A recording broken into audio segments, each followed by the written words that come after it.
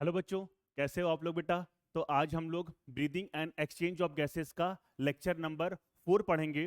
Last lecture की अगर हम लोग बात करते हैं तो लास्ट लेक्चर में हमने लेक्चर 3 पढ़ा था और उसको मैंने पार्ट ए और पार्ट बी में डिवाइड करके आपको पढ़ाया हुआ था।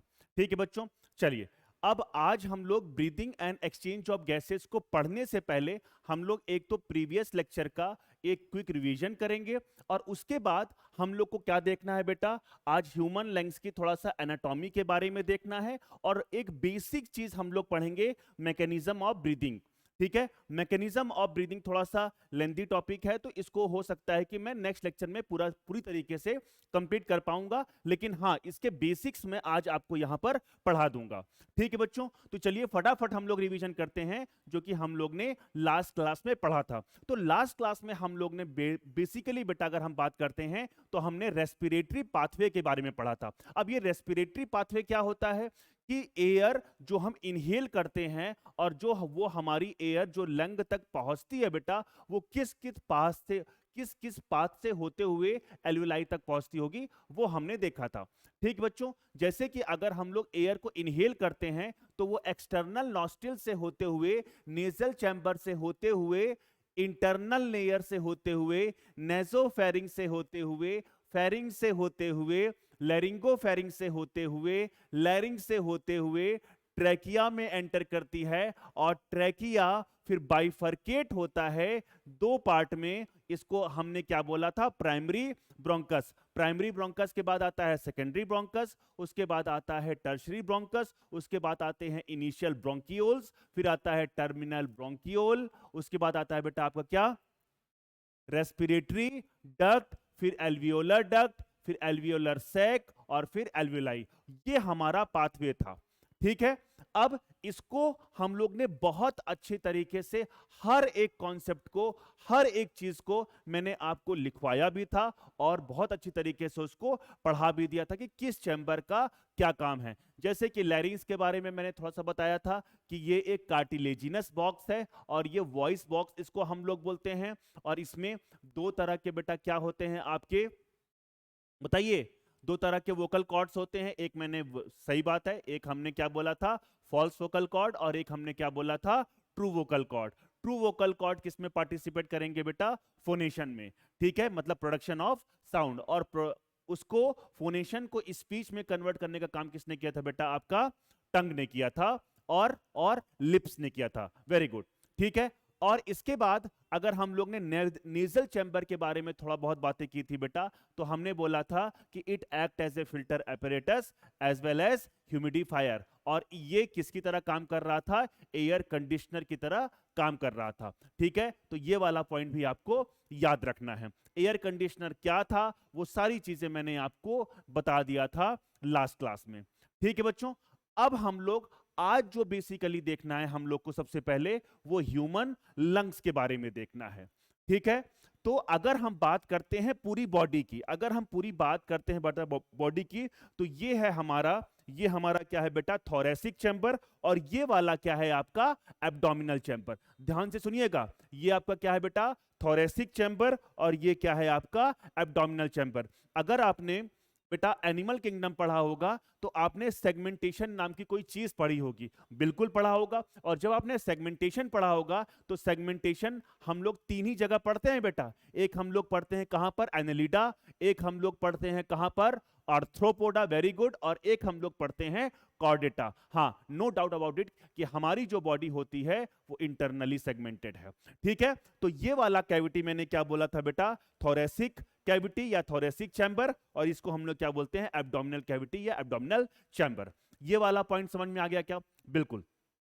अब एक बात और, इस एब्डोमिनल सॉरी ये जो थोरेसिक कैविटी और ये जो एब्डोमिनल कैविटी है, इन दोनों कैविटी को एक मस्कुलर मस्कुलर मस्कुलर क्या, मस्कुलर एक ऑर्गन, मतलब आपको क्या करता है बेटा, सेपरेट करता है, और इसको हम लोग क्या बोलते हैं, डायफ्राम। Very good. ठीक है, डायफ्राम बोलते हैं। ठीक है, डोम शेप्ड होता है कुछ इस तरीके का, उसके बारे में हम लोग अभी चर्चा करेंगे बहुत अच्छी तरीके से। डायफ्राम बेटा एक क्या होता है, मस्कुलर स्ट्रक्चर होता है। क्या होता है, एक मस्कुलर स्ट्रक्चर होता है, डोम शेप्ड होता है।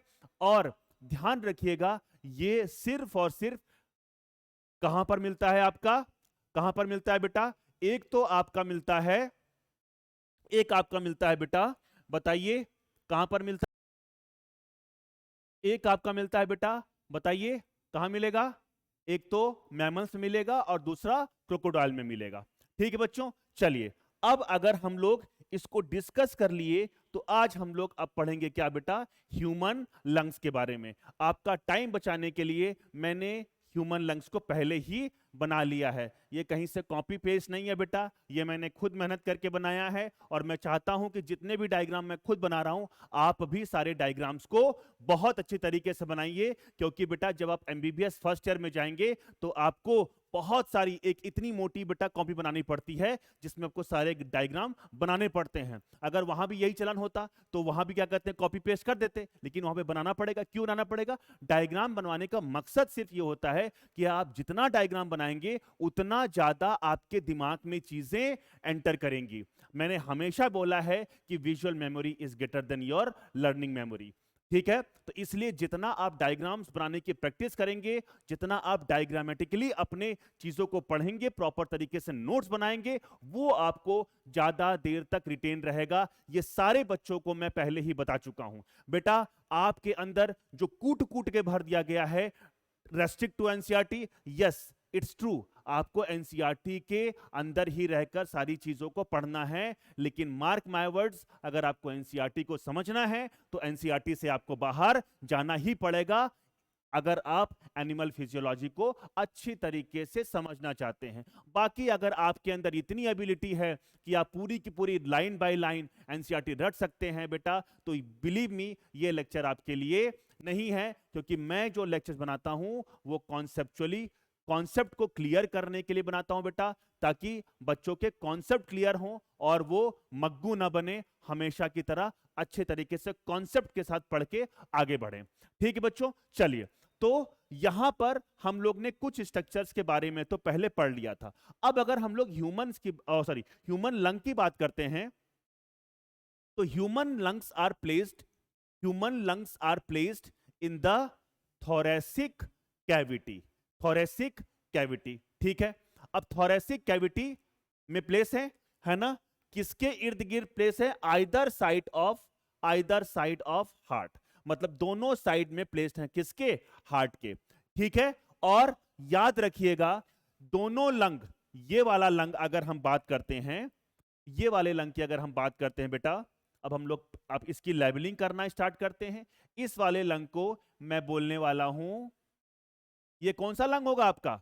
ये वाला कौन सा लंग होगा? राइट, और ये वाला क्या होगा? लेफ्ट, ठीक है। क्योंकि जो भी डायग्राम बनाता है उससे जस्ट अपोजिट होता है। जैसे कि अगर मैं बात करूं ऐसे घूम जाऊंगा तो ये वाला मेरा क्या होगा बेटा? राइट लंग, और ये वाला मेरा क्या होगा? Left lung. तो ये राइट और ये लेफ्ट, ठीक है बच्चों। चलिए तो ये वाले लंग की अगर हम बात करते हैं तो ये वाला लंग कौन सा है बेटा? आपका राइट लंग, ठीक है।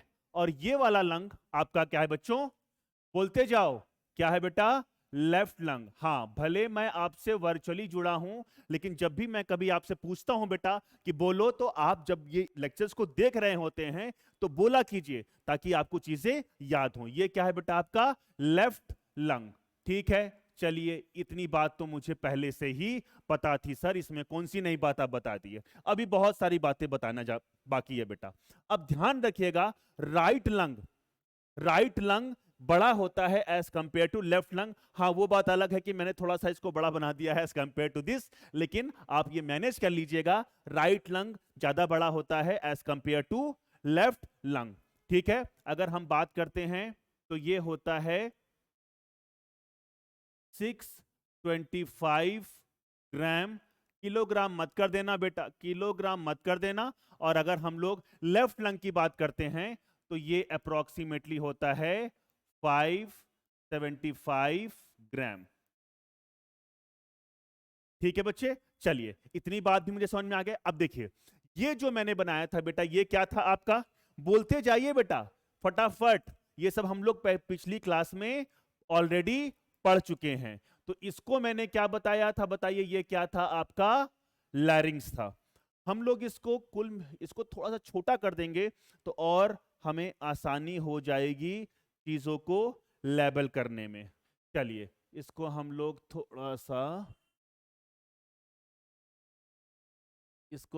थोड़ा सा अगर स्मॉल कर देंगे तो हमें आसानी हो जाएगी। बिल्कुल सही बात, सत्य वचन। ठीक है, चलिए हाँ अब सही है, अब सही है बेटा। अब मैं आसानी से इसको लेबल भी कर पाऊंगा और चलिए तो हम पेस्ट कर देते हैं। हाँ सर ये सुविधा आपको नहीं है, ये सुविधा आपको नहीं है बच्चों। ठीक है, 1 मिनट, तो थोड़ा सा कैंसिल, अभी तो बहुत पढ़ना है। अरे ओ सॉरी सॉरी। चलिए तो हम लोग थोड़ा सा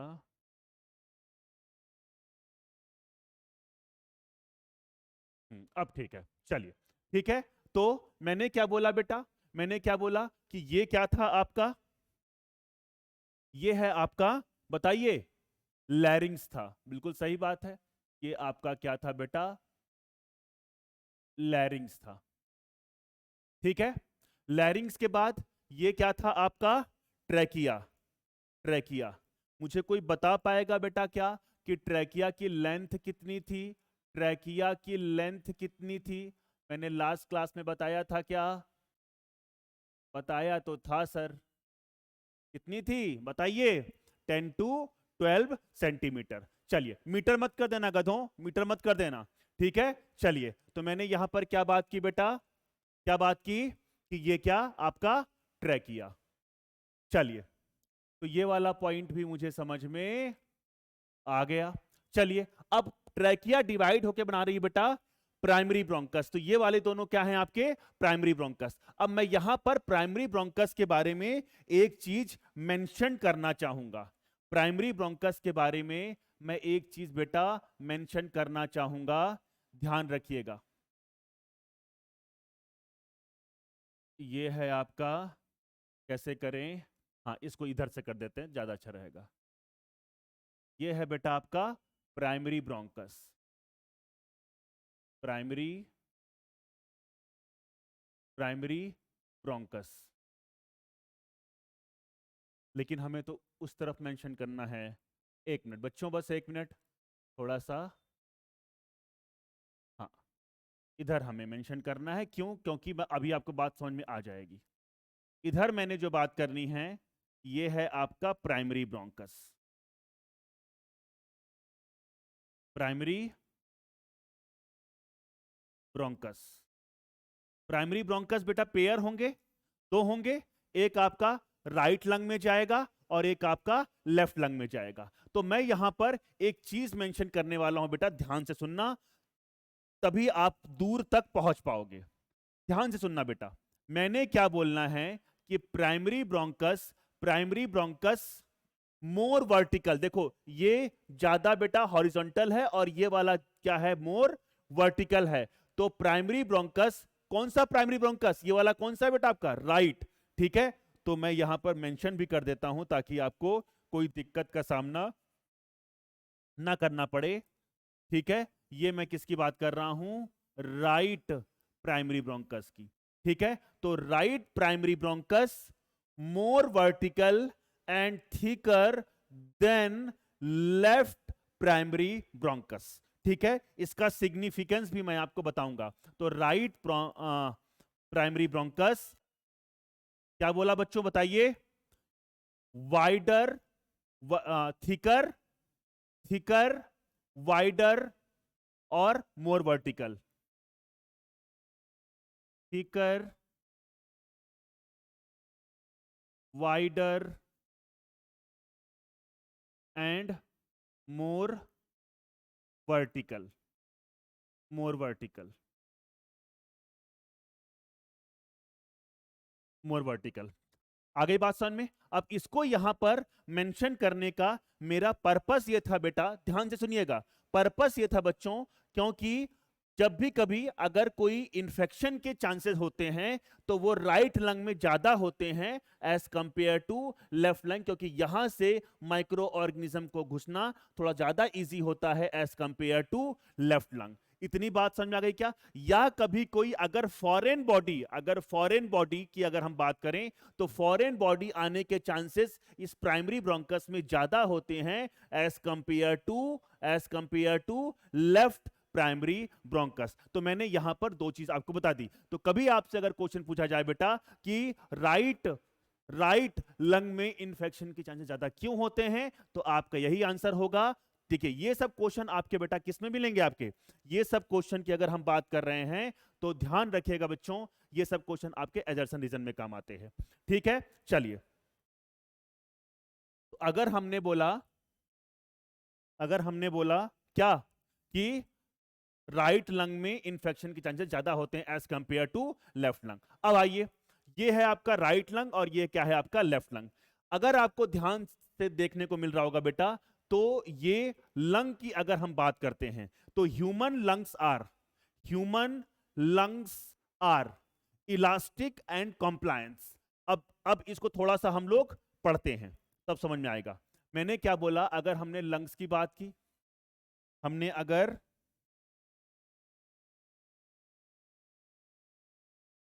अगर लंग्स की बात की बेटा, ठीक है, तो पहला क्वेश्चन तो मैंने यही लिखा कि lungs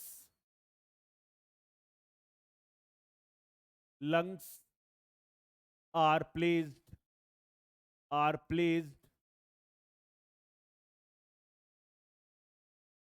in the thoracic cavity ठीक है। मैंने क्या बोला? Lungs are placed in the thoracic cavity either side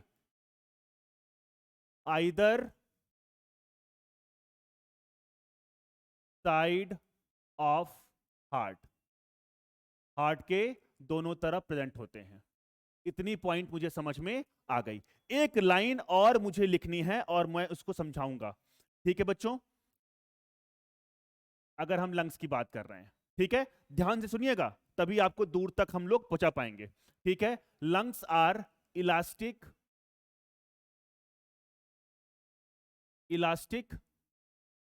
and compliance. Lungs are elastic and compliance. ठीक है, मैंने इलास्टिक की। मान लीजिए बेटा कभी आप रबड़ को देखेंगे तो रबड़ को अगर हम खींचेंगे तो वो अपने पोजीशन में वापस आ जाएगा। इस चीज को हम लोग क्या बोलते हैं? इलास्टिसिटी। ठीक है, दूसरा अगर हम कॉम्प्लायंस की बात करते हैं, ध्यान से सुनना बेटा तभी हम लोग दूर तक पहुंच पाएंगे। कॉम्प्लायंस का जब भी जिक्र आएगा तो याद रखिएगा सॉलिड एंड स्पॉन्जी।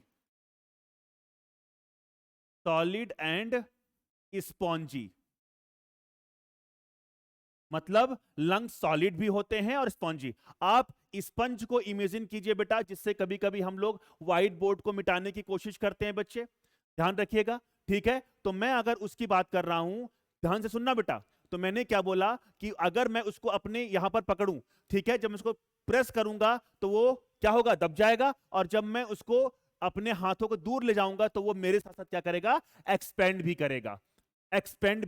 करेगा। तो लंग्स क्या होते हैं? सॉलिड हैं और स्पॉन्जी। अगले लेक्चर में अगर हम जब बात करेंगे बेटा, तो मैं वहां पर जब भी आऊंगा तो मैं अपने साथ 2 फॉर्म लेके आऊंगा, तो मैं आपको उस चीज को बेहतर तरीके से और एक्सप्लेन करूंगा। ठीक है, तो ये 2 चीज आपके एनसीईआरटी में लिखी हुई है, तो मुझे लगा ये चीज समझाना आपको बहुत जरूरी है, तो इसीलिए मैंने क्या लिखा? पहला क्या कि लंग्स आर इलास्टिक, और दूसरा मैंने क्या बोला? कॉम्प्लायंस। और कॉम्प्लायंस का मतलब क्या है? Solid and spongy. ठीक है, अब एक चीज और याद रखिएगा, ह्यूमन लंग्स के अंदर सेल्फ कॉन्ट्रैक्शन एंड एक्सपेंशन की पावर नहीं होती है। मैंने क्या बोला? ह्यूमन लंग्स के अंदर सेल्फ कॉन्ट्रैक्शन एंड एक्सपेंशन की पावर नहीं होती है। क्यों? क्योंकि ह्यूमन लंग्स में कोई मसल्स नहीं होती बेटा। ह्यूमन लंग्स में किसी भी तरह की कोई मसल नहीं है, और मसल नहीं होने के कारण ह्यूमन लंग्स के अंदर सेल्फ एक्सपेंशन और मैंने क्या बोला? सेल्फ कॉन्ट्रैक्शन एंड एक्सपेंशन की पावर क्या होगी? एब्सेंट होगी। ठीक है, चलिए अब इस चीज को ध्यान से सुनते हैं। मैंने क्या बोला, एक पॉइंट और नोट, नोट यहां पे लिख देते हैं बेटा आपको, ये बहुत इंपॉर्टेंट पॉइंट है। ठीक है, तो मैंने क्या बोला, ह्यूमन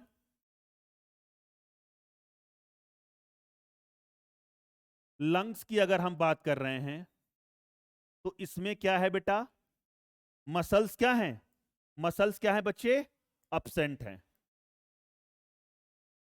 मसल्स क्या हैं, अब्सेंट है। ठीक है, और अगर मसल अब्सेंट हैं इसका मतलब क्या है, contraction and expansion power absent होगी। Expansion, contraction and expansion power absent होगी।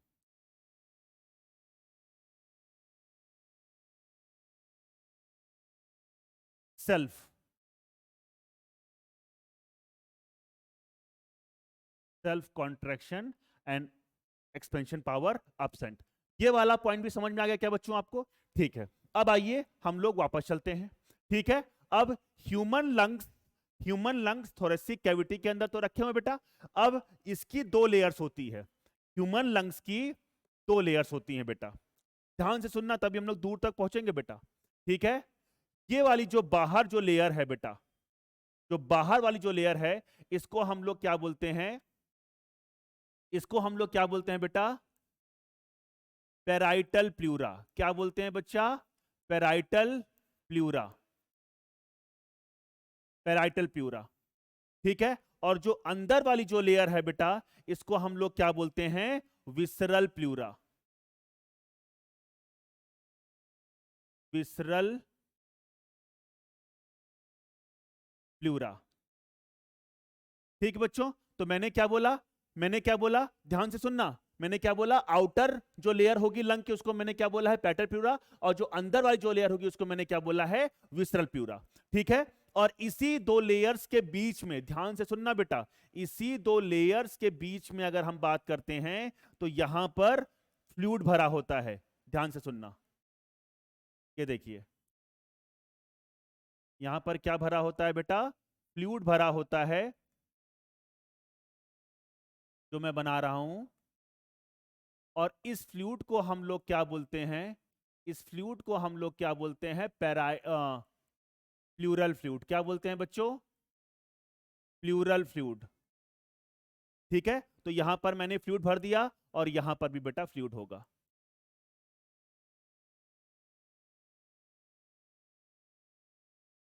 ठीक है, तो सर इसका काम क्या होता होगा, इसका काम क्या होता है बेटा, इट रिड्यूसेस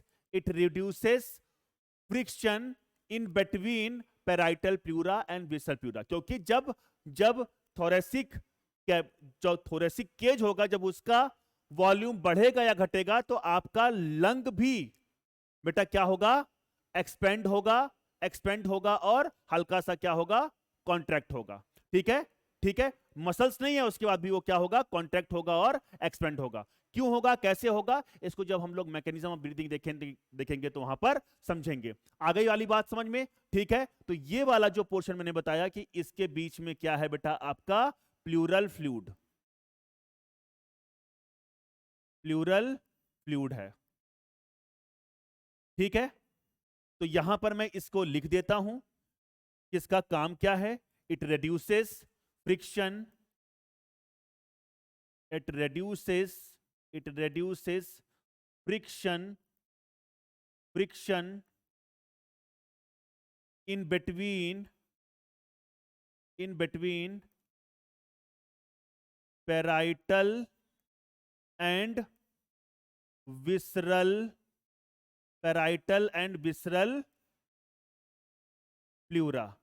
क्या बोला बेटा मैंने, क्या बोला मैंने क्या बोला कि प्लूरल फ्लूइड का काम क्या है बेटा, it reduces friction in between parietal and visceral pleura, जो कि इनके बीच में होगा। ठीक है, चलिए अब एक चीज और मैं यहां पर बताना चाहूंगा, इसको मैं जब अलग से एक्सप्लेन करूंगा तो बताऊंगा कि कभी कभी इस प्लूरल फ्लूइड में क्या हो जाता है बेटा, बैक्टीरियल इंफेक्शन हो जाता है, और बैक्टीरियल इंफेक्शन होने की वजह से प्लूरल फ्लूइड की मात्रा बढ़ जाती है, और प्लूरल फ्लूइड की मात्रा बढ़ने के कारण बेटा क्या जाता है, ब्रीदिंग डिफिकल्टी होती है, जिसको डिस्निया बोलते हैं, और इस कंडीशन को हम लोग बोलते हैं प्लूरल इफ्यूजन या प्लूरिसी के नाम से भी जानते हैं, प्लूरल इफ्यूजन या प्लूरिसी। इसको मैं अलग से आपको लिखवाऊंगा। ठीक है बच्चों, चलिए अब मुझे एक बात बहुत अच्छी तरीके से पता होनी चाहिए बेटा, कि जहां पर प्राइमरी ब्रोंकस दोनों में सेपरेट हो रहा था बेटा, जब ट्रैकिया डिवाइड होकर प्राइमरी ब्रोंकस बना रही थी, तो ये जो जिस लेवल पे, इस एंगल को मैंने क्या बोला था बेटा, इस एंगल को मैंने बोला था क्या, करीना, और ये जो एंगल बनता है ये T5 लेवल पे बनता है बेटा। किस पे बनता है आपका, T5, थोरेसिक वर्टिब्रा 5 पे, जो कि मैंने आपको पहले भी बताया था कि यहां कहीं पर बेटा होगा आपका थोरेसिक वर्टिब्रा 5। ठीक है, इस तरफ अगर हम बात कर रहे हैं यहां पर, जब मुझे आप यहां से लेके यहां तक काटोगे तो यहीं पे कहीं पे क्या होता है बेटा, प्राइमरी ब्रोंकस आपका सेपरेट होता है, मतलब प्राइमरी ब्रोंकस बनता है, ट्रैकिया सेपरेट होकर क्या बनाती है बेटा, आपका प्राइमरी ब्रोंकस बनाता है। ठीक है, और जिस लेवल पे ये सेपरेट होते हैं, मतलब जो एंगल होता है उसको हम लोग क्या बोलते हैं, करीना, और ये थोरेसिक मतलब T5 लेवल पे होता है, at the level of T5। ठीक है, थोरेसिक वर्टिब्री 5। ठीक है, ये वाला पॉइंट समझ में आ गया क्या? ठीक है, आगे समझ में। अब अगर हम बात करते हैं तो ये जो आपका, चाहे मैं ट्रैकिया की बात करूं, ये ट्रैकिया कहां पर रन करती होती है बेटा, मीडिया स्टाइनम में। हार्ट कहां होता है आपका, मीडिया स्टाइनम। तो मीडिया स्टाइनम क्या है, space in between lungs, space in between lungs are known as mediastinum. इसको भी हम लोग पढ़ लेते हैं। मैंने क्या बोला, स्पेस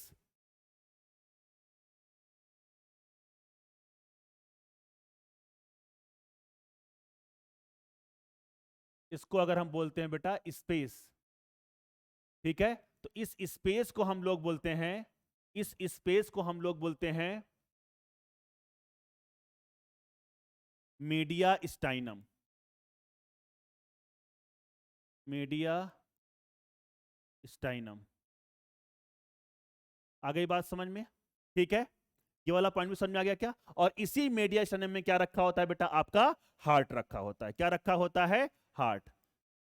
तो ये वाला पॉइंट भी आपको याद रखना है, क्योंकि जब मैं हार्ट पढ़ाऊंगा तब मैं वहां पर जब बताऊंगा कि heart, it is heart placed in mediastinum, तो आपको ये वाला पॉइंट समझ में तुरंत आ जाना चाहिए। अब देखिए, अगर हम बात कर रहे हैं तो ये हार्ट जो है, ये लेफ्ट लंग में एक डिप्रेशन, एक नोच बना रहा है, और इस नोच को हम लोग बोलते हैं बेटा कार्डियक नोच। क्या बोलते हैं बेटा, कार्डियक नोच। तो ये जो लेफ्ट लंग के ऊपर जो बनता है, ये जो डिप्रेशन सा बना है, इसी को हम लोग क्या बोलते हैं, कार्डियक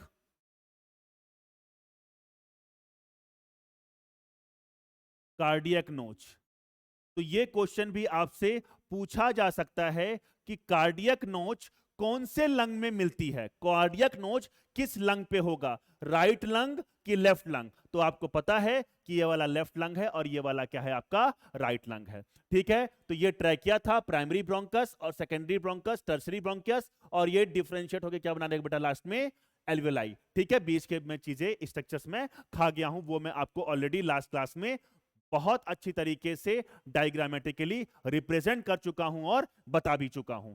ठीक है बच्चों, ये वाला पॉइंट अगर आपको समझ में आ गया होगा तो मैं आगे चलूं। ठीक है, ठीक है बच्चों, तो यहां पर जितने भी स्ट्रक्चर्स थे मैं सारे के सारे की चीजें आपको बता चुका हूं। लंग कहां पर प्लेस्ड है बेटा आपका, लंग कहां पर प्लेस्ड है, lungs are placed in the thoracic cavity either side of heart. ठीक है, ठीक है, और दोनों लंग्स के बीच के स्पेस को हम लोग क्या बोलते हैं, मीडिया स्टाइनम। कौन सा लंग बड़ा है आपका, राइट लंग। ठीक है, लेफ्ट लंग उससे छोटा होता है। कार्डियक नोच किस पे है आपका, लेफ्ट लंग पे। ठीक है, अब आइए, अब यहां पर आपको बेटा दिख रहा होगा दो फिशर, एक को हम लोग बोलते हैं हॉरिजॉन्टल फिशर और एक को हम लोग बोलते हैं ऑब्लिक फिशर।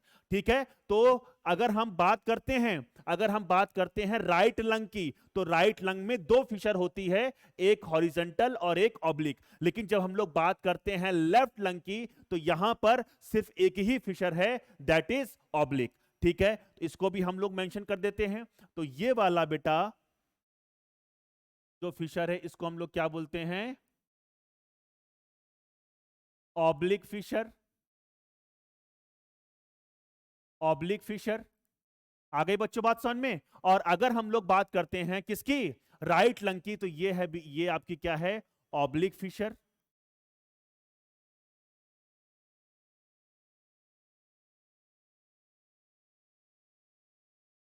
Oblique fissure.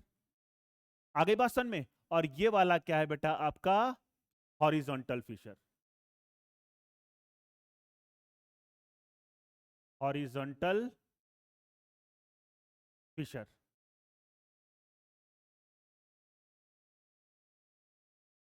आ गई बच्चे बात समझ में? आ गई बच्चे बात समझ में? तो मुझे लगता है सारी चीजें मैंने यहां पर मेंशन कर दी कि क्या होता है पेटल प्यूरा, क्या होता है विसरल प्यूरा, क्या होता है कार्डियक नोच, क्या होता है मीडियल स्टाइनम, किस जगह पर आपका ट्रैकिया डिवाइड होकर प्राइमरी ब्रोंकस बनाएगा at the level of T5, जिसको मैंने क्या बोला था लास्ट क्लास में, कैरीना। फिर मैंने क्या बोला कि मिड स्टाइनम में क्या प्रेजेंट होगा, आपका हार्ट प्रेजेंट होगा। अगर मैं राइट लंग की बात कर रहा हूं तो राइट लंग ज्यादा हैवियर होगा as compare to left lung. ठीक है, फिर मैंने क्या बोला कि यहां पर दो फिशर हैं, एक आपका हॉरिजॉन्टल फिशर है और एक आपका क्या है बेटा, ऑब्लिक फिशर है। लेकिन अगर हम लोग बात करते हैं लेफ्ट लंग की, तो यहां पर सिर्फ और सिर्फ क्या है, आपकी ऑब्लिक फिशर है। आ गई बात समझ में? अगर आपको, और ये वाला पॉइंट तो मैंने पहले ही बता रखा है बेटा कि ये क्या है आपका, एपीग्लॉटिस। इसको आप देखिए, फिर हम और आगे चलते हैं बेटा।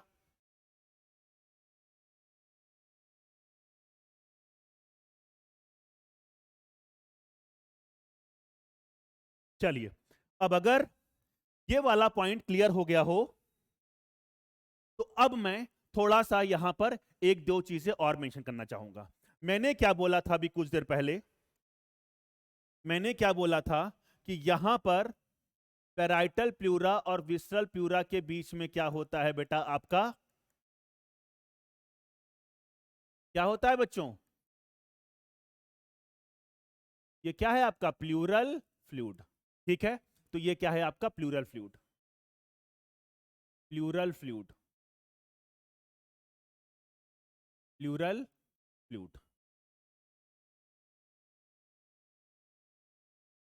अब ध्यान से सुनिएगा बेटा, तभी हम लोग दूर तक पहुंच पाएंगे। अब कभी क्या हुआ कि यहां पर, अच्छा इस स्पेस को हम लोग क्या बोलते हैं, प्लूरल कैविटी। लिख देता हूं, नहीं तो ये भी तुम भूल जाओगे। प्लूरल कैविटी, इसको हम लोग क्या बोलते हैं बेटा, प्लूरल कैविटी।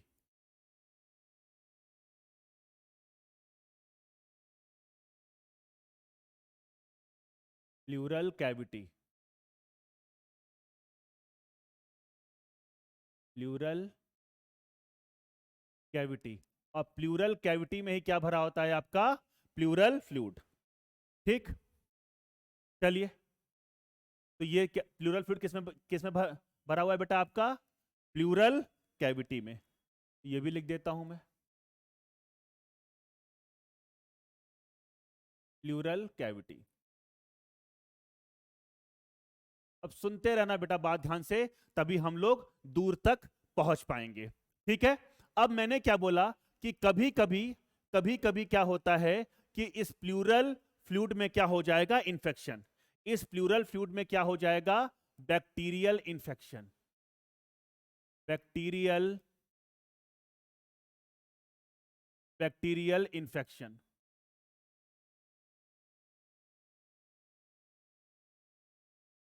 आगे बात समझ में? अब अगर इसमें बेटा ध्यान से सुनना, ध्यान से सुनना, दिख रहा है ना अच्छे से? हाँ दिख रहा है। ठीक है, मैंने क्या बोला कि ये जो बैक्टीरियल इंफेक्शन होने के कारण क्या होगा, प्लूरल फ्लूइड की मात्रा बढ़ेगी। प्लूरल फ्लूइड, प्लूरल फ्लूइड का जो अमाउंट होगा वो क्या हो जाएगा, इंक्रीजेस। सुनते रहना बात ध्यान से। प्लूरल फ्लूइड की मात्रा बढ़ेगी और प्लूरल फ्लूइड की मात्रा बढ़ने के कारण क्या होगा बेटा? Breathing difficulty, breathing difficulty, breathing difficulty. ये बहुत सारे केस में हो सकता है बेटा, ब्रीदिंग डिफिकल्टी। और ब्रीदिंग डिफिकल्टी को हम लोग बोलते हैं डिस्निया। डिस्पनिया मत बोल देना बेटा, पी साइलेंट है यहां पर, डिस्निया, ठीक है। और इस कंडीशन को हम लोग बोलते हैं pleural effusion, pleural effusion, pleural effusion या प्लूरिसी, प्लूरिसी, प्लूरल इफ्यूजन या प्लूरिसी। तो ये वाला पॉइंट आपको नहीं भूलना है, ये वाला पॉइंट आपको नहीं भूलना है, ये वाला पॉइंट आपको नहीं भूलना है।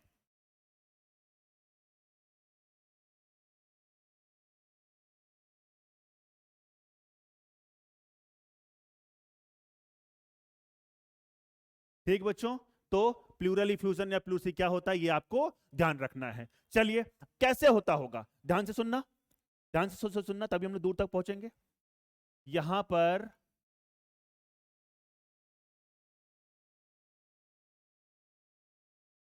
जब क्या होगा, प्लूरल इफ्यूजन होगा, जब क्या होगा बेटा, प्लूरल इफ्यूजन होगा, तो यहां पर लंग क्या होने लगेगा, कोलैप्स होने लगेगा। लंग क्या होने लगेगा बेटा, कोलैप्स होने लगेगा, ठीक।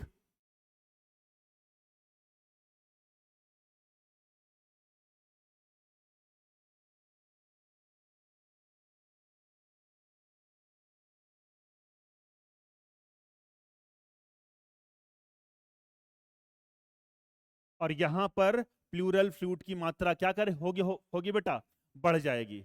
यहां पर प्लूरल फ्लूइड की मात्रा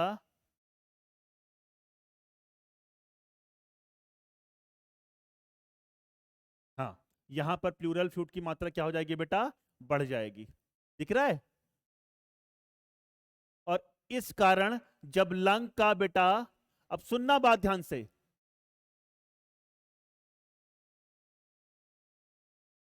सुनिए बात ध्यान से। तो लंग धीरे धीरे क्या हो रहा है बेटा, कोलैप्स हो रहा है, धीरे धीरे उसका सरफेस एरिया कम हो जाएगा। और अगर सरफेस एरिया कम हो जाएगा तो गैसियस एक्सचेंज प्रॉपर नहीं हो पाएगा, और गैसियस एक्सचेंज अगर प्रॉपर नहीं हो पाएगा तो क्या हो जाएगा, ठीक है बेटा। ये मैंने क्या दिखा रखा है आपको, प्लूरल इफ्यूजन। इस तरीके से क्या दिखने लगेगा आपको, प्लूरल इफ्यूजन, ठीक है। Due to due to due to bacterial infection. ये वाला पॉइंट समझ में आ गया क्या, ये वाला पॉइंट समझ में आ गया क्या? अगर ये वाला पॉइंट समझ में आ गया हो, अब मान लीजिए, ठीक है, अब हम लोग प्लूरल कैविटी की बात करेंगे अभी अच्छे से, ठीक है, तब और एक दो चीज आपको समझ में आएगी, ठीक है। अब मान लीजिए कभी कभी क्या होता है कि अगर बाहर से किसी ने चाकू भोंक दिया, बाहर से अगर किसी ने चाकू भोंक दिया बेटा, तो होता क्या है कि एयर, एनवायरमेंटल एयर यहां से एंटर कर जाएगी प्लूरल कैविटी पे, प्लूरल कैविटी में क्या हो जाएगी, एयर एंटर कर जाएगी, और उस एयर के कारण भी क्या हो जाएगा, एक अदर तरीके की कंडीशन डेवलप होगी, जिसको हम लोग क्या बोलते हैं बेटा, न्यूमोथोरैक्स। कैसे होगा देखते हैं, ठीक है। तो ये वाला मैंने प्लूरल इफ्यूजन बता रखा है, और यहां पर भी क्या होगा आपका, सेम चीज।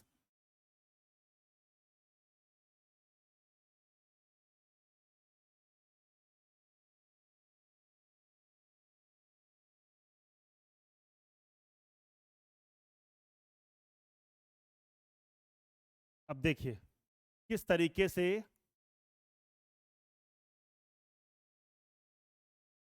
किस तरीके से ये लंग कोलैप्स होने लगता है।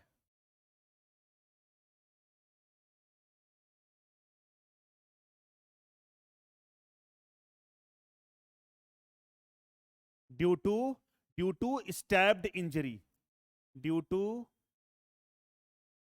ड्यू टू स्टैब्ड इंजरी,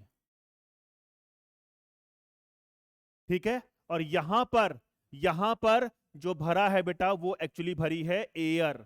यहां पर जो भरी है बेटा वो क्या भरी है? एयर।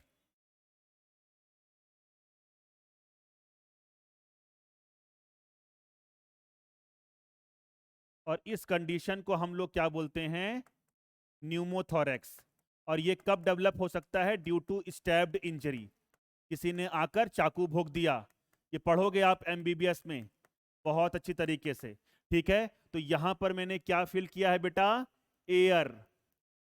और इसको हम लोग ये कैसे आया? कैसे आया? अच्छा, ये कहां पर एयर कहां भरी है आपकी? कहां भरी है? प्लूरल प्लूरल कैविटी में, ठीक है। और इसको हम लोग क्या बोलते हैं? न्यूमोथोरेक्स। न्यूमोथोरेक्स।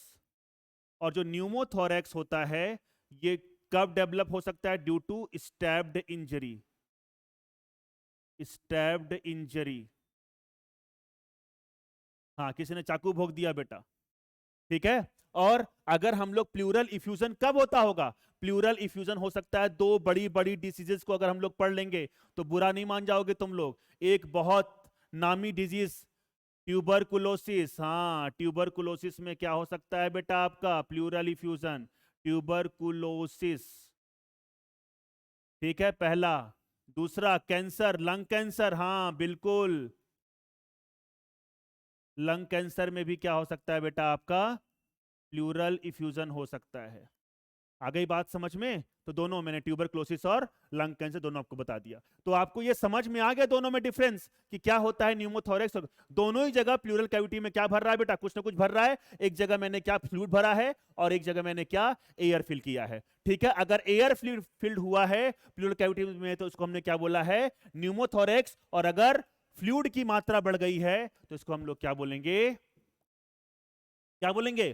प्लूरल इफ्यूजन या प्लूरिसी। मुझे लगता है ये वाला पॉइंट अब आपको बच्चों समझ में आ गया होगा। ये वाला पॉइंट अगर आपको समझ में आ गया तो एक दो पॉइंट बच्चे मैं आपको और बताऊंगा यहां पर, ठीक है।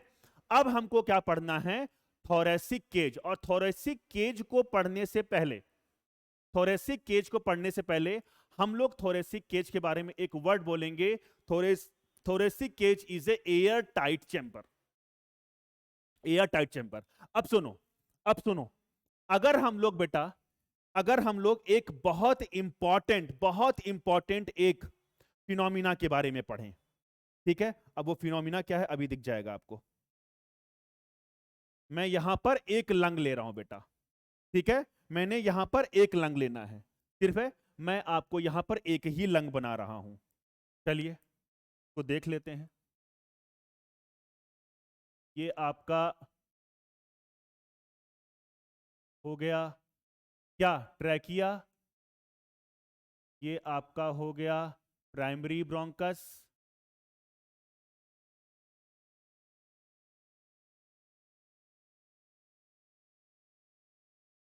ठीक है बच्चों, चलिए, ठीक है।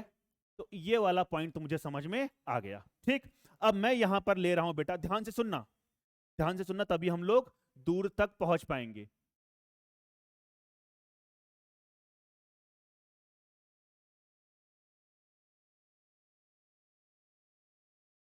ये है आपका क्या? लेफ्ट लंग, ठीक है। लेफ्ट लंग, ठीक है। इसके दो दो लेयर्स होंगे, इसके दो लेयर्स होंगे बेटा। एक जो इसके एकदम सरफेस से चिपका होगा, इसको हम लोग क्या बोलेंगे? Visceral pura. इसको हम लोग क्या बोलेंगे बच्चा? Visceral pura.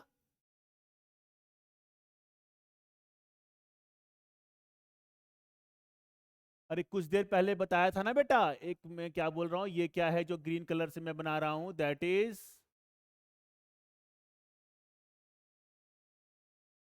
विसरल प्लूरा, ठीक है। और एक क्या होगा आपका? एक क्या होगा आपका? Parietal pleura. ये मैं क्या बना रहा हूं? Parietal pleura.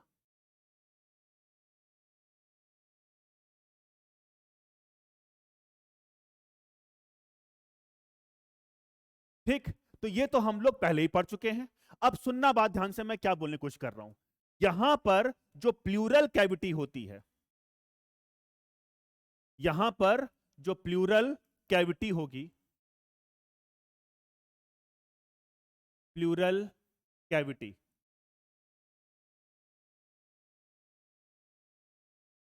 ठीक है। अब एक दो पॉइंट और समझो। मुझे यह बताइए कि ड्यूरिंग एक्सपायरेशन जब हम लोग एयर को बाहर निकाल रहे होते हैं तो क्या लंग पूरी तरीके से कोलैप्स हो जाता है? नहीं, लंग अपनी शेप को मेंटेन करता है इवन आफ्टर फोर्सफुल एक्सपायरेशन, मतलब ड्यूरिंग एक्सपायरेशन के दौरान भी आपका लंग कोलैप्स नहीं होता है। क्यों? क्योंकि even after forceful expiration some air remains in the lung. Even after forceful expiration के बाद भी आपके लंग्स में कुछ एयर रह जाती है, और इस एयर को हम लोग क्या बोलते हैं? Residual volume. ठीक, तो मैंने क्या बोला, यहां पर मैंने एक स्टेटमेंट लिखा। पहले स्टेटमेंट समझो और उसके बाद हम लोग दूर तक पहुंचेंगे। मैंने क्या बोला? Even after forceful expiration, even after forceful expiration, some air remains, some air remains in the lung, some air remains in the lung। ठीक है, even after forceful expiration some air remains in the lung, और इस air को जो हमेशा हमेशा आपके lung में प्रेजेंट रहती है, आप इसको कभी भी बाहर नहीं निकाल सकते। वो बात की बात है कि अगर किसी को स्टेप इंजरी हो जाए तब वो एयर बाहर भले चली जाएगी, उसकी बात मैं अभी नहीं कर रहा हूं। अभी मैं सिर्फ इतनी बात कर रहा हूं, नॉर्मल कंडीशन की बात कर रहा हूं। Even after forceful expiration some air remains in the lung, and that air is known as residual volume. Residual volume ये ऐसी एयर है बेटा जो हमेशा आपके लंग में प्रेजेंट रहती है। ठीक है, क्यों प्रेजेंट रहती है ये नहीं पता है। अरे एक्सपायरेशन कर रहे हैं तो पूरी की पूरी एयर बाहर जानी चाहिए ना बेटा, लेकिन क्यों नहीं जा रही है? सुनिए, हम जब बात करते हैं ड्यूरिंग इंस्पायरेशन और एक्सपायरेशन, सुनना बात ध्यान से, ये है आपका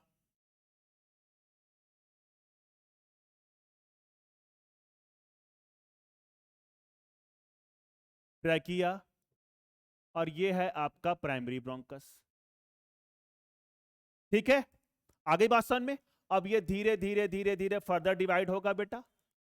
ठीक है, और लास्टली क्या बनेगा? लास्टली आपका एल्वियोलाई बनेगी। ठीक है, वही सेम चीज यहां पर भी होगा, वही सेम चीज यहां पर भी होगी। फर्दर डिवीजन होता रहेगा होता रहेगा होता रहेगा, और लास्टली क्या बनेगी बेटा? आपकी एल्वियोलाई बन जाएगी। ठीक है, आगे बात समझ में। ठीक, अब मुझे बताइए कि एयर की अगर हम बात कर रहे हैं, अगर हम लोग किसकी बात कर रहे हैं बेटा? एयर की बात कर रहे हैं। एयर एंटर करेगी, चलिए इसको थोड़ा सा और हम लोग मोल्ड कर देते हैं। चलिए इसको थोड़ा सा और हमने मोल्ड कर दिया मोल्ड। ठीक है, अब नो डाउट अबाउट इट कि ये है आपका एक्सटर्नल एनवायरनमेंट। सुनते रहना बेटा बात ध्यान से, मैं क्या बताने की कोशिश कर रहा हूं। ये है आपका एक्सटर्नल एनवायरनमेंट,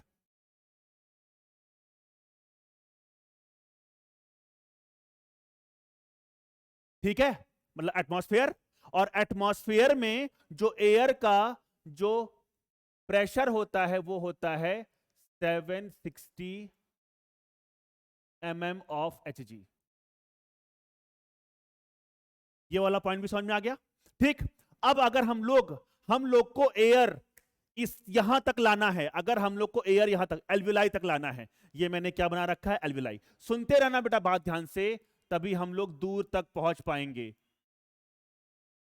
एल्वियोलाई, तो मुझे क्या करना पड़ेगा, सिंपल सी बात है, मुझे, ये तो आपने पढ़ा होगा, pressure indirectly proportional to volume.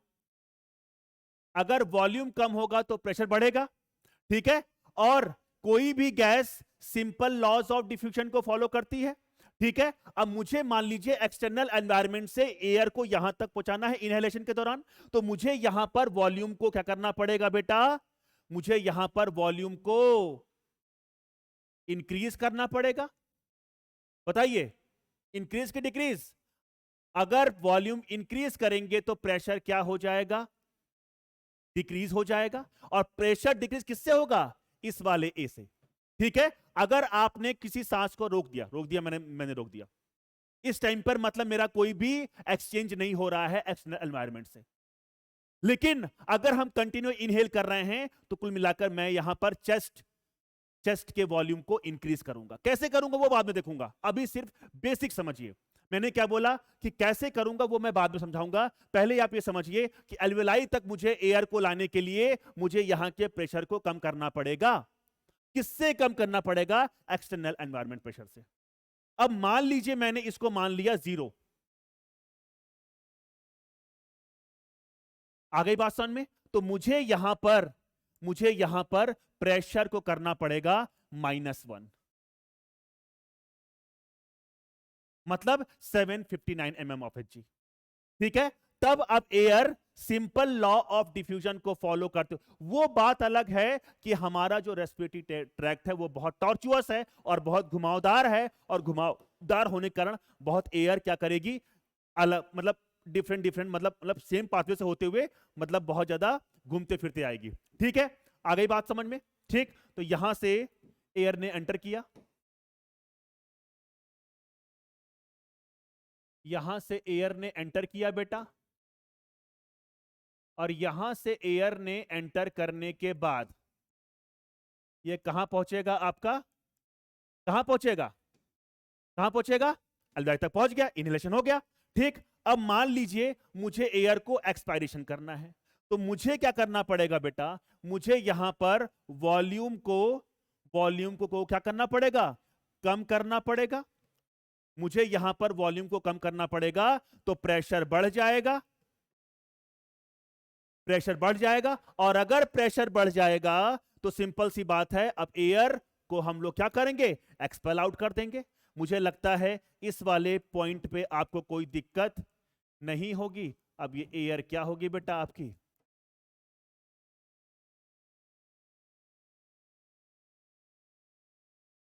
ये बाहर चली जाएगी। आ गई बात समझ में? ठीक है। तो मैंने क्या बोला कि ड्यूरिंग ब्रीदिंग कैसे हो रहा है, during breathing air follows simple laws of diffusion. कितना चेंज होगा, सिर्फ -1 का चेंज होगा। यहां पर -1 हुआ था और यहां पर मुझे करना पड़ेगा +1, यहां पर मुझे क्या करना पड़ेगा बेटा, +1।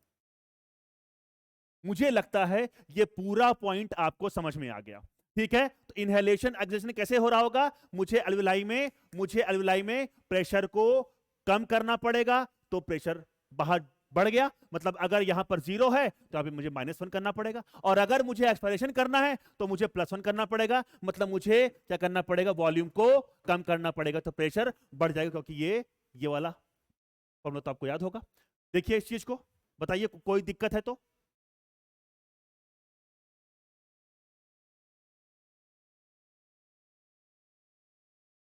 कोई दिक्कत नहीं बेटा, कोई दिक्कत नहीं, very good.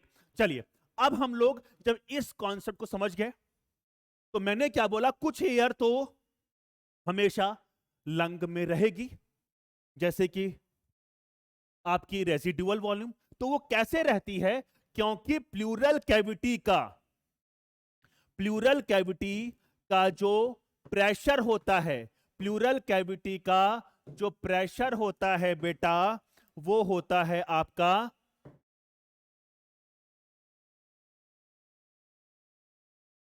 756 mm of Hg, 756 mm of Hg। और इसको मैं बोल सकता हूं एक्सटर्नल एनवायरनमेंट के कंपैरिजन में -4। आ गई बात समझ में? तो due to negative pressure of pleural cavity, due to negative pressure of pleural cavity, some air remains in the lung and that air is known as residual volume. Again I am repeating, due to negative pressure of pleural cavity, some air remains in the lung and that air is known as residual volume. तो इस concept को अब आपको समझ में आ गया। तो यहां पर प्लूरल कैविटी का हमेशा निगेटिव प्रेशर रहेगा बेटा, जिसके कारण कुछ एयर हमेशा यहां पर होल्ड की जाएगी। रेजिडुअल वॉल्यूम का काम क्या है वो 2 मिनट रुक के मैं आपको बता रहा हूं, ठीक है? पहले मैं इस चीज को आपको पहले पूरी तरीके से समझा दूं। आगे बात समझ में? Even after forceful expiration some air remains in the lung and that air is known as residual volume. क्यों हुआ? क्यों हुआ? क्यों हुआ? due to negative pressure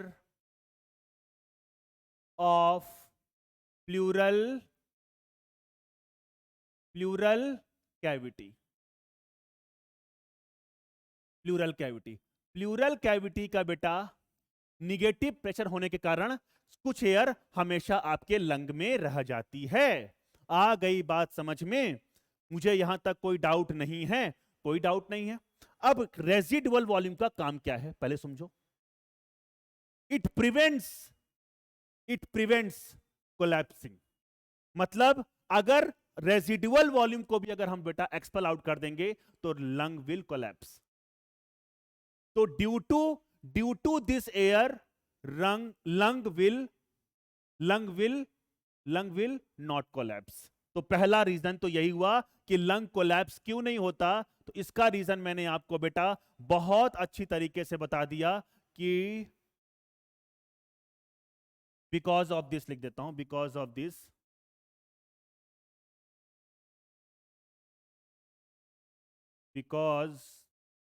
of this air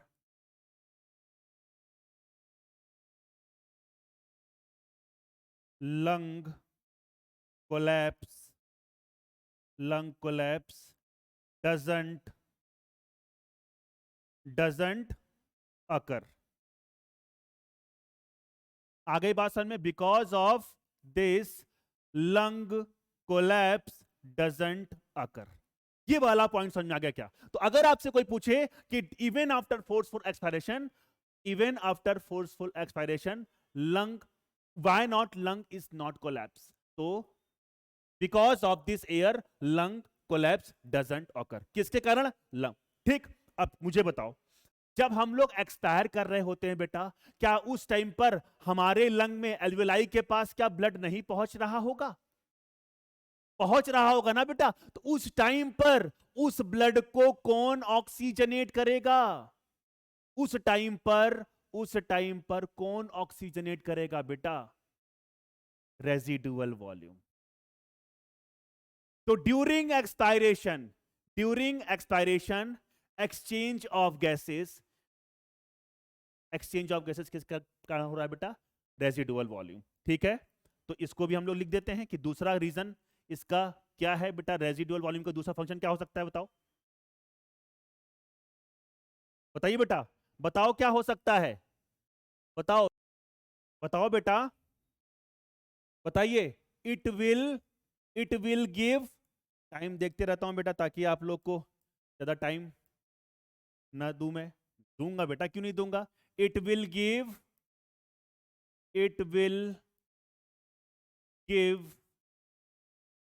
sufficient time for gaseous exchange in between the breath।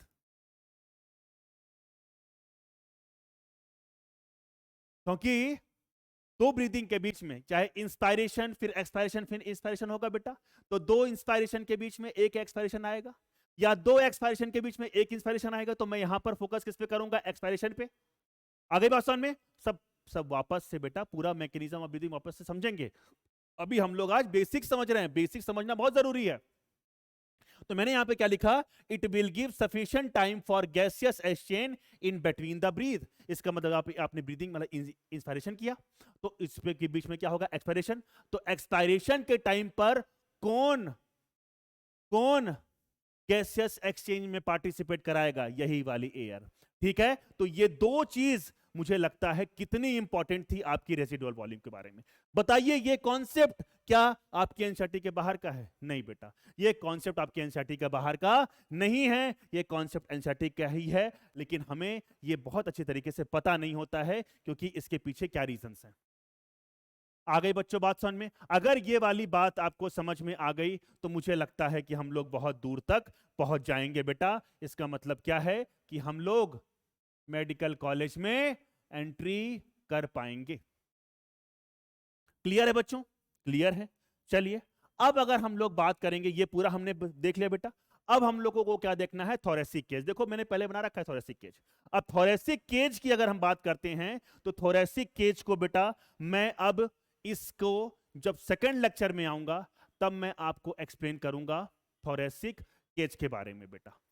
ठीक है बच्चों, तो यहां तक आपको मैंने क्या क्या पढ़ाया? मैंने आपको पढ़ाया कि लंग का कैसे स्ट्रक्चर होता होगा, क्या क्या चीजें देखती हैं और क्या क्या आपके एनसीईआरटी में मेंशन है, सारी चीजें मैंने यहां पर मेंशन कर रखी है। Again I am telling you बेटा, आपको भी पूरे डायग्राम बनाने हैं अपने नोट्स में। ठीक है, तो राइट लंग क्या होता है बेटा? आपका हैवियर होता है, लेफ्ट लंग थोड़ा सा कम लाइटर होता है। यहां पर दो फिशर हैं, यहां पर एक फिशर है। ठीक है, ये सारी चीजें आपको याद रखनी है। प्राइमरी ब्रोंकस के बारे में मैंने एक बात और बताई थी कि जो आपका राइट प्राइमरी ब्रोंकस होता है is thicker, wider and more vertical as compare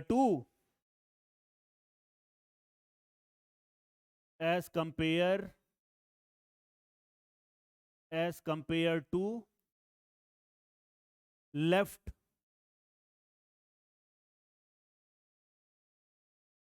primary bronchus. आ गई बच्चों बात समझ में? अगर ये वाला पॉइंट भी अगर आपको समझ में आ गया बेटा तो हम लोग अब यहीं पर आज का लेक्चर खत्म करते हैं। ठीक है, यहां पर मैंने आपको बताया कि लंग्स कैसे क्या क्या कहां पर प्लेस है, और यहां पर एक चीज याद रखिएगा कि self expansion and contraction power absent in the human lungs due to absence of muscles. ठीक है, due to absence of muscles मतलब यहां पर ह्यूमन लंग्स में मसल्स अब्सेंट होती हैं और इसी कारण यहां पर सेल्फ कॉन्ट्रैक्शन एंड रिलैक्सेशन की power, self contraction and relaxation, expansion की जगह मैं रिलैक्सेशन लिख देता हूं, ज्यादा बेटर रहेगा। Self contraction and relaxation power absent, self contraction and relaxation power absent. आ गई बच्चों बात समझ में? ठीक है, तो ये छोटे छोटी चीजें होती हैं बेटा जो हमको पता नहीं होता। फिर मैंने बताया कि जो एयर जो अंदर या बाहर आ रही है या जा रही है, it follows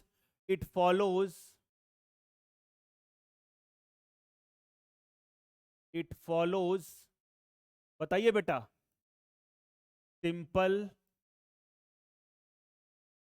laws of diffusion. ठीक है, तो ये कुछ छोटे छोटे क्वेश्चन होते हैं बेटा जिसको हम लोग पढ़ नहीं पाते। ठीक है, आगे भाषण में किस तरीके से हो रहा होगा ये मैंने आपको एक्सप्लेन किया। ठीक, फिर मैंने क्या बताया कि रेसिडुअल वॉल्यूम का क्या क्या फंक्शन होता होगा, क्यों हमारा लंग कोलैप्स नहीं होता है इवन आफ्टर फोर्सफुल एक्सपायरेशन। ठीक बच्चों, फिर मैंने क्या बताया बेटा आपको कि क्या क्या होता है, प्लूरल इफ्यूजन क्या होता है और न्यूमोथोरिक्स क्या होता है, इसके बारे में मैं थोड़ी चर्चा कर दी। ठीक है, तो आ गई बच्चों बात समझ में? अब अगर इतनी बात अगर आपको बच्चा समझ में आ गई तो जब नेक्स्ट क्लास में हम लोग मिलेंगे, जब हम लोग थोरेसिक केज पढ़ेंगे तब आपको चीजें समझ में आ जाएंगी। कोई भी डाउट हो बेटा तो मैं एज सुन एज पॉसिबल, जो आप मेरा टेलीग्राम चैनल है उसमें मैं बहुत जल्दी इस चैप्टर से रिलेटेड बेटा क्वेश्चंस अपलोड करूंगा डीपीपी के। है ना, तो वो आप सॉल्व करते हुए चलिएगा। और कोई क्वेरीज होगा बेटा तो आप जरूर मुझसे पूछिए, और कमेंट सेक्शन में तो आपने एक भी डाउट अभी तक नहीं पूछा, इसका मतलब क्या है कि आप या तो लेक्चर देख नहीं रहे हैं या मैं इतना अच्छा पढ़ा रहा हूं।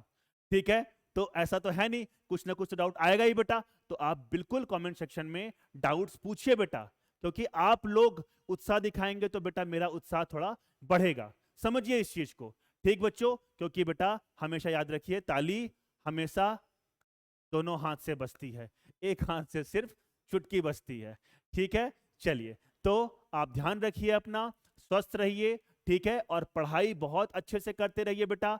बहुत ज्यादा इधर उधर की बातों में बिलीव नहीं करना है, बहुत ज्यादा अपना टाइम सोशल मीडिया पर स्पेंड नहीं करना है। और मैं आपको यही रेकमेंड करूंगा कि अगर आप सोशल मीडिया पे हैं तो आप तुरंत उसको क्विट करिए बेटा, क्योंकि कुछ पाने के लिए कुछ सेक्रीफाइसेस जिंदगी में हमेशा करने पड़ते हैं। If you want to be a bigger then you have to sacrifice. ठीक है, आपको सेक्रीफाइस करना पड़ेगा। ठीक है बच्चों, चलिए, तो यहीं तक था हमारा ये वाला लेक्चर। आगे हम लोग मिलते हैं तो और देखते हैं बेटा। तब तक के लिए बच्चों, थैंक यू सो मच।